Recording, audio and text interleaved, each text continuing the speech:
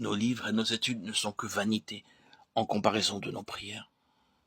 Nos saisons de jeûne et de prière à l'église du tabernacle ont toujours été des jours de fête. Les portes du ciel ne nous ont jamais paru si largement ouvertes. Nos cœurs jamais plus près du centre même de la gloire divine. La prière qui fait qu'un ministre est puissant, ce n'est pas un simple assaisonnement, mais il faut que la prière soit dans le corps lui-même, en soi le sang et les os.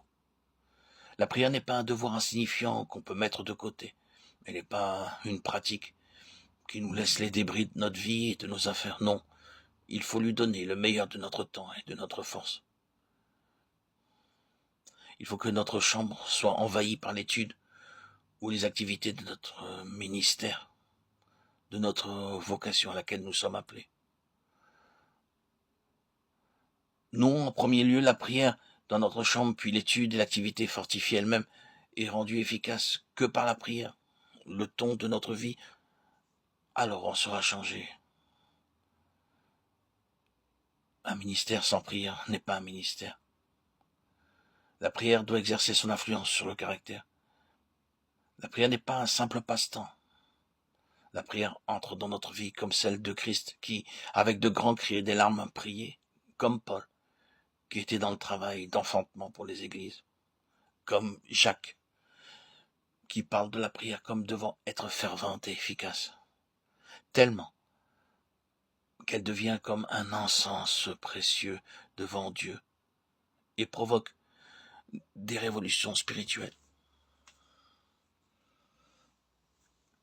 La prière n'est pas une simple habitude que nous a inculquée notre mère, et n'est pas non plus la courte action de grâce que nous récitons avant notre repas, mais elle est l'œuvre la plus sérieuse de nos années les plus sérieuses. La prière doit occuper plus de temps que nos banquets et nos fêtes. Elle peut produire le succès de nos prédications. Elle ne peut être traitée à la légère.